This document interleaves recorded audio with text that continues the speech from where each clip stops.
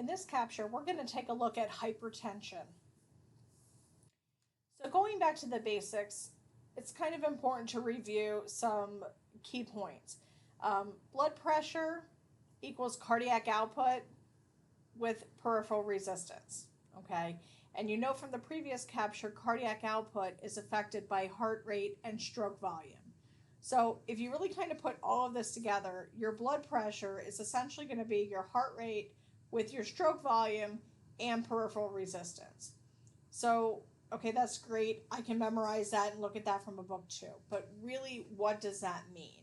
And essentially, anything that affects your heart rate, anything that affects your stroke volume, or anything that affects your peripheral resistance can change the blood pressure and can put your patient at risk for elevated blood pressure.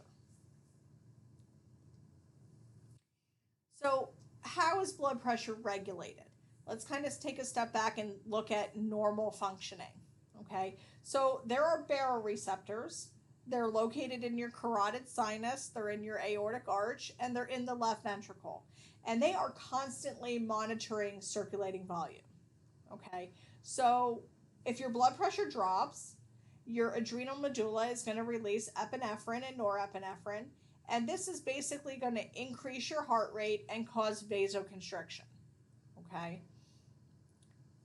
Now, there are also chemoreceptors that will regulate blood pressure and respiratory rate in response to oxygen and carbon dioxide changes. Okay, so that plays a role here. And certainly the kidneys are going to regulate the amount of body fluid volume that's present. Okay, so if you have somebody who is dehydrated, fluid volume deficit, their pressure is going to drop. If they're fluid overloaded, their pressure is up. It's also important for you to have a basic understanding of the renin-angiotensin-aldosterone system, or the RAAS. This picture, that image that's on here, is out of the article that I have posted on Plato. It's called Hypertension, the Pressure's On. This is an excellent article. It would behoove you to read this article. It's very, very important.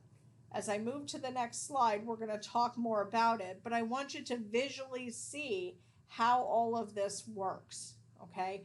Because when we begin talking about medications to treat high blood pressure, they're going to work on different areas, okay? Some in the RAAS, some are going to be working on the actual cardiac receptors, the beta receptors. So it's really important for you to have a basic understanding. So with the renin-angiotensin-aldosterone system, okay, basically that's going to control vasoconstriction, and it's going to cause retention of sodium, which then also retains fluid, okay? The pituitary gland plays a role in this too with its antidiuretic hormone, or ADH, and it will cause the body to retain fluid. Okay, so what I want you to think about is how these things come into play. When you have increased sympathetic nervous system activity, okay, that will cause the kidneys to reabsorb sodium and chloride. Okay, the RAAS activity and also insulin resistance, all of these things are going to influence the development of hypertension. So when you consider those things, those are going to be the ways that we target and manage hypertension, okay? And just like your diabetic patients who may be on more than one medication to control their glucose because those meds work in different ways, that is very true of hypertension as well. They may be on multiple medications, all with the goal of lowering the blood pressure, but they work in different ways. They work on different areas of the blood pressure regulation. So I put this up here. These are the current, most up-to-date blood pressure categories. This is different than what is listed in your Hinkle. For testing purposes, you need to know what is on this slide, okay, because this is the most up-to-date. Your Hinkle was published, I want to say 2017, and the reality is it takes a while to get published, so it was probably put together in 2016. These numbers are updated since then. So this is what you need to know. Normal blood pressure, we're looking at systolic below 120, diastolic below 80. Now, I don't particularly like that they don't give low end numbers of that, because clearly if the systolic pressure was 80, that's not okay. um, but just we're looking at, your high end numbers here. Elevated blood pressure is considered 120 to 129 systolic. Stage 1 hypertension is 130 to 139 systolic and 80 to 89 diastolic. Stage 2 is above 140 systolic, above 90 diastolic. And when we talk about hypertensive crisis, now we're talking systolic at or above 180 and diastolics at or above 120. Okay, so those numbers are really important. These are the ones you need to know. So when we look at hypertension, there's a reason it's called the silent killer. And it is because there's not a whole lot of symptoms of high blood pressure until it gets significantly elevated, or until it's been elevated for quite a period of time and now it's caused damage to the vessels and you're seeing the consequences of it, a heart attack or a stroke.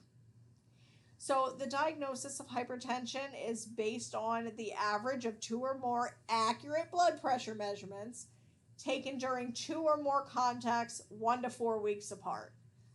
Okay, that's a lot of stuff. But basically what it's saying is you're not going to make a diagnosis of hypertension based on one single reading. Okay, we need to check it on at least 2 occasions. They need to be at least a week apart. And they obviously need to be accurate. So they really need to be based on a manual blood pressure, an automatic blood pressure cuff, the ones they have at home, even the ones we use in the hospital, those would not be diagnostic. So about a third of the US population has hypertension, and about half of those do not have it under control. So that's a problem. That is a huge problem, because complications, it causes left ventricular hypertrophy, which is going to lead to heart failure. It increases the risk of heart attack. It increases the risk of stroke. It increases the risk of kidney problems, so chronic kidney disease. And it also increases the risk of retinal hemorrhage, which can result in blindness. So these complications are pretty significant. So the fact that nearly half of the population that has hypertension does not have it controlled is pretty serious, both from a health perspective, but also from a cost and financial perspective. This is huge. We know that African Americans have the highest prevalence of hypertension. We know obesity is a major risk factor for hypertension. And for women specifically, we know that their risk of hypertension increases when they become postmenopausal. So there's different types of hypertension. We're going to really be focusing on primary hypertension. It's also known as essential hypertension, because this is 95% of the cases that you're going to come into contact with. There's not necessarily a true identifiable cause. You may be able to identify several risk factors in your patient, but there's no identifiable cause as we see in secondary, which we'll talk about in a minute. Primary hypertension is chronic, it is progressive, and it's very important that your patients understand that this is managed, it's not cured. I don't know how many times I've heard patients say, well, they told me I had hypertension, but every time they take my blood pressure, it's fine. Well, yeah, it's fine now because you're taking your blood pressure meds. Okay, so it is managed, it is not cured. Secondary hypertension, there is a specific identifiable primary cause. So this might be related to a kidney problem, that the kidney problem itself is causing an issue with the RAAS system, which is now causing hypertension. It might be an adrenal problem, an adrenal tumor. Brain tumors, particularly ones that affect the pituitary gland and affect that antidiuretic hormone. Sleep apnea is a cause of hypertension, secondary hypertension. You can have pregnancy-induced hypertension, and you'll talk about that in OB. I don't birth babies here. We don't do that.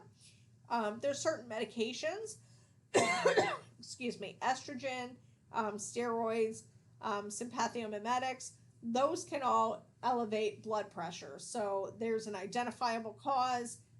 We know what's causing the problem. We can treat or address the underlying cause. But with your primary hypertension, there's no specific cause. There are likely risk factors, though. So speaking of those major risk factors, smoking, obesity, sedentary lifestyle, okay? Dyslipidemia or hyperlipidemia. And there's a slight difference. For the purposes of this class, it's a problem with their lipids. But dyslipidemia just simply means that they have their total cholesterol might be okay, but they have low good cholesterol. Hyperlipidemia means their total cholesterol is elevated or their bad cholesterol is elevated. Major risk factor, diabetes. We talked about this in Unit 4 and how it increases their risk for cardiac problems. If their GFR is below 60 milliliters per minute. As they age, we have an age-related hypertension.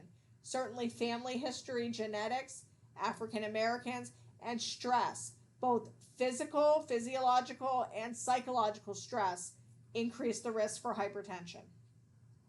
So knowing that, some health promotion strategies are achieving or maintaining a BMI below 30, ideally below 25, but definitely below 30. For our diabetics, tight blood glucose control. That is critical. Limiting caffeine and alcohol, appropriately managing stress, smoking cessation, and for exercise, the recommendation is aerobic exercise 30 minutes a day, 3 times per week. So, as I mentioned before with clinical manifestations, a lot of times there's no symptoms other than the actual elevated blood pressure reading. The symptoms that we see are usually late symptoms, and they're often related to organ damage and organ damage. If we're doing an eye exam with an ophthalmoscope, they can see some retinal changes, some other vision changes, damage to the kidneys. So developing chronic kidney disease, NMI, cardiac hypertrophy, so heart failure, that left ventricular enlargement, or stroke. So it really is important that patients have blood pressure screenings and that they do see a primary care provider regularly to watch for this, just because it is so prevalent. From an assessment perspective, you certainly want to look at their health history and risk factors. You want to know personal, social, and financial factors that are going to influence the condition or the treatment. Okay, if you have somebody that is a social drinker and they drink, we can talk to them all day long about alcohol. That's probably not going to change. Financial factors. Obviously, if stress is a major factor, it's very easy for me to say, well, you just need to quit your job or you need to reduce your hours. From a financial standpoint, that might not be a possibility for them. So you do want to take a look at those things.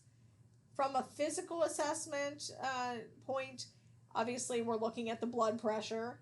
You want to do a focused central and peripheral cardiovascular exam. And you really want to be looking for potential symptoms of target organ damage. So when we talk about the cardiac system, are they having chest pain, the neuro system?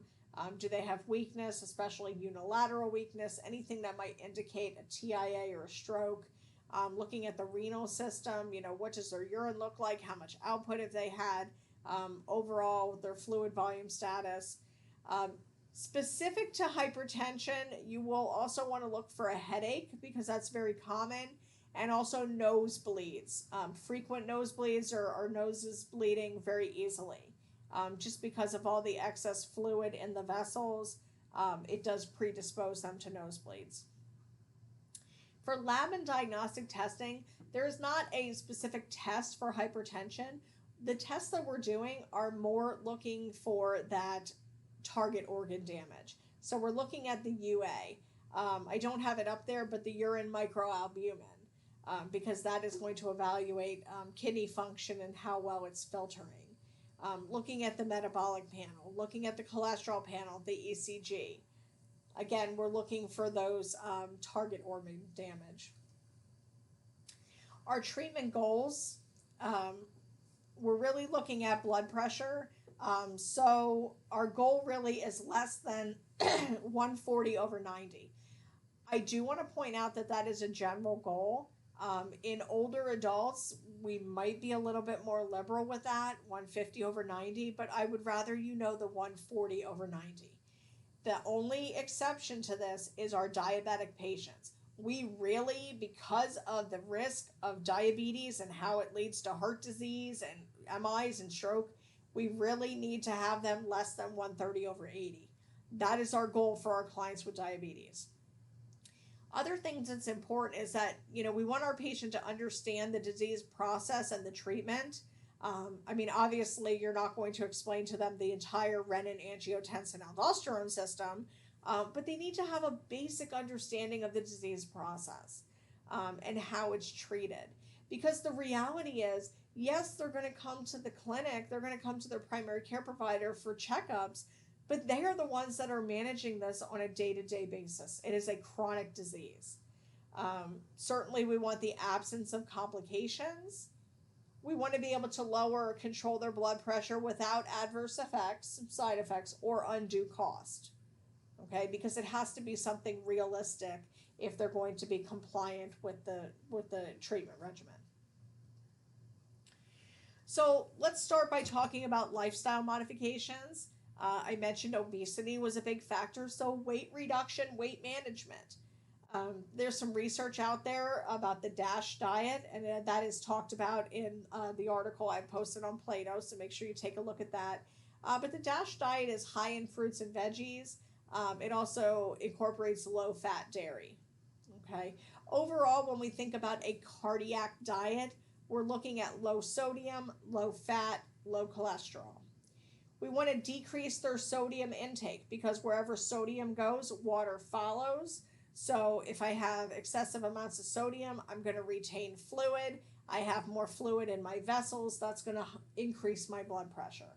So typically when we say, low sodium, we're looking at less than 2 grams per day.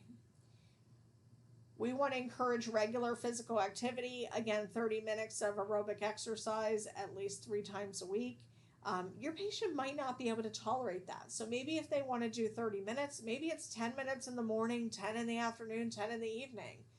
Going out for a brisk walk, we want to increase that heart rate, doing it really fast. Reduced alcohol consumption, obviously smoking cessation. The nicotine that's in the cigarettes or even in, gum, patches, anything like that, it causes vasoconstriction. Well, if the vessels are constricted, the pressure goes up. And certainly stress reduction techniques that we can help them with lifestyle management. A big piece of this is also going to be pharmacological treatment. And as I mentioned before, I have the diagram up again. It's pretty important. Make sure you look at the article. The pharmacological treatment is going to be targeted at various parts of the regulation mechanisms, okay? So there's a couple things. Maybe we're looking at decreasing the strength and the rate of the myocardial contraction.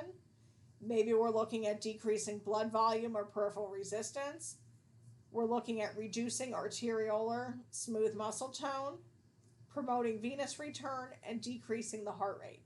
So your patient may be on multiple medications that are hitting different areas of these regulation mechanisms. So some key principles for medication management. We start low and we go slow. Okay, so low doses are initiated, and then medication dose is going to be increased gradually if our blood pressure doesn't reach the target goal. At that point, if we're not there, another medication may be needed to control the blood pressure. So initial therapy, what is recommended right now for individuals that are less than 60 and non-African American, they will start with a thiazide diuretic, and then at that point they will add an ACE inhibitor. Okay, If they're over 60 years old or they're African American, they'll start with the thiazide diuretic, but now they're going to consider a calcium channel blocker instead of an ACE inhibitor.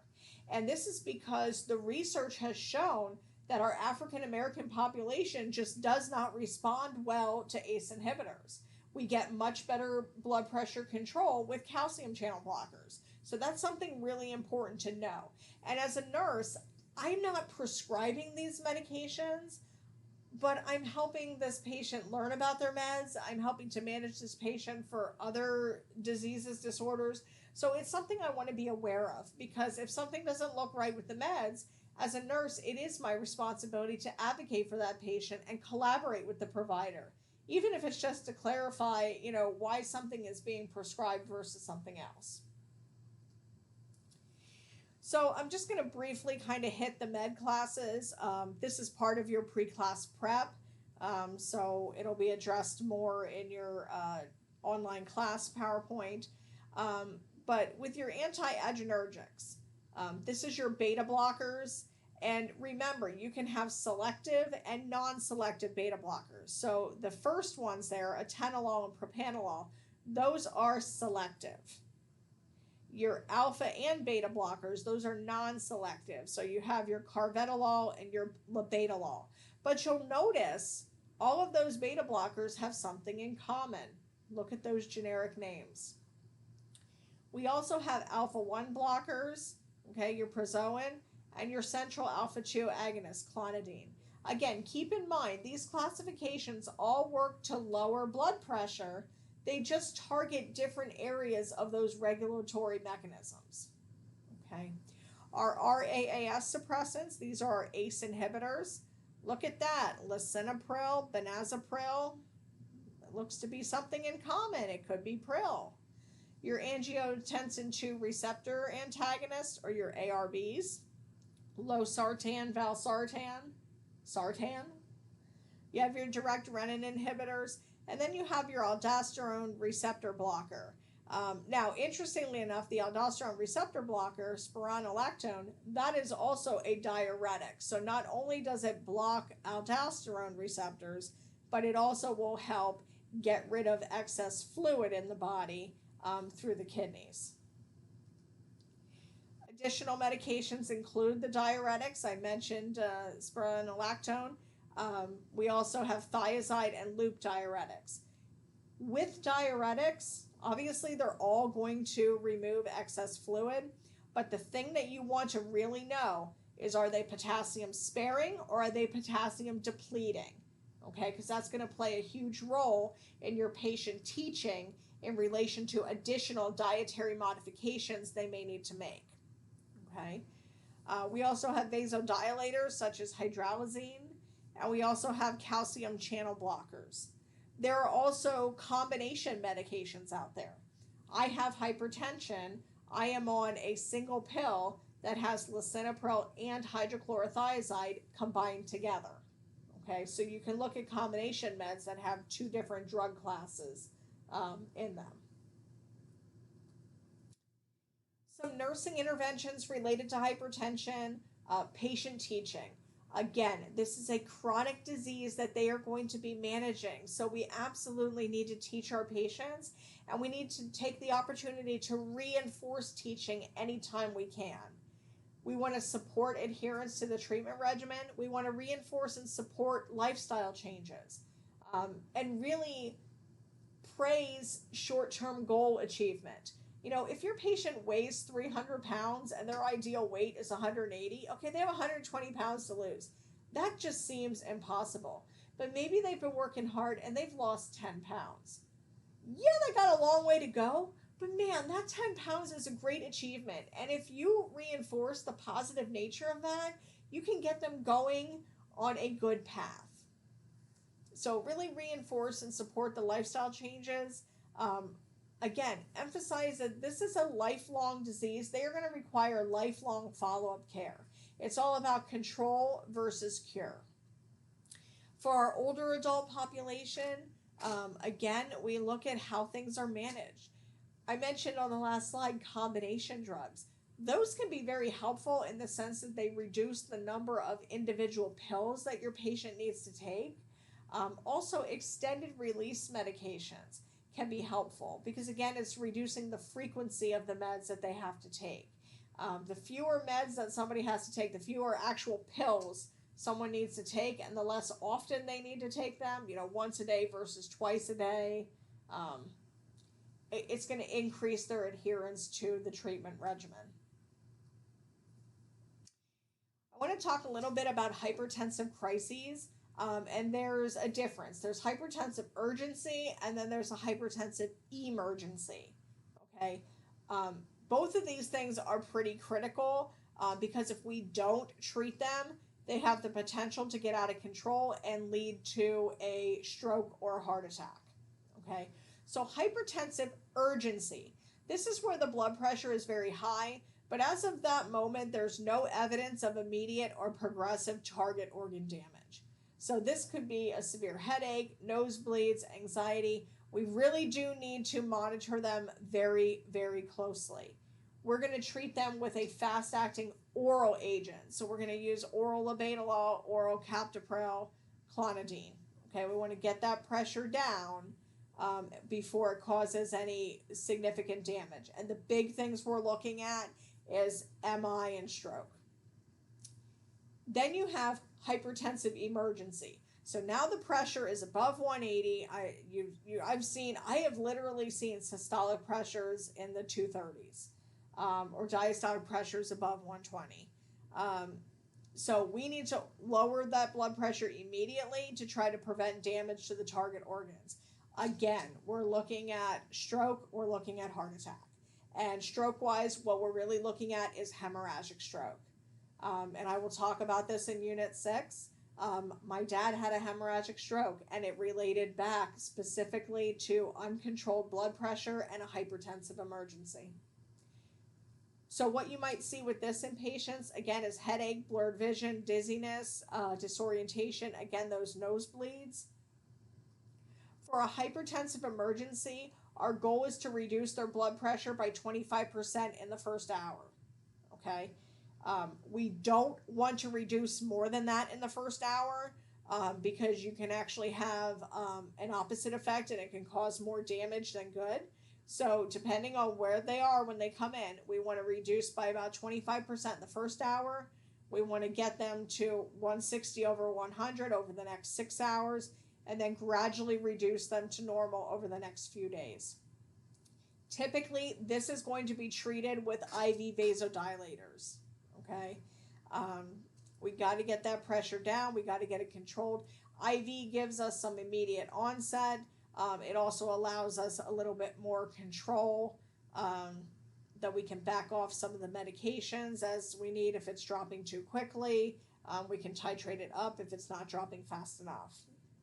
Okay, these patients with a hypertensive emergency, they are ICU level care patients. Very frequent monitoring of blood pressure, cardiovascular status, neurostatus, fluid volume, cardiac output. This is critical. Normal cardiac output, we're looking 30 to 40. Less than 30 is life-threatening. So remember, we're assessing the difference between systolic and diastolic pressures. We're looking at mean arterial pressure. It's all about keeping their blood pressure high enough that it is perfusing the organs it needs to perfuse, but not too high that we're risking a hemorrhagic stroke.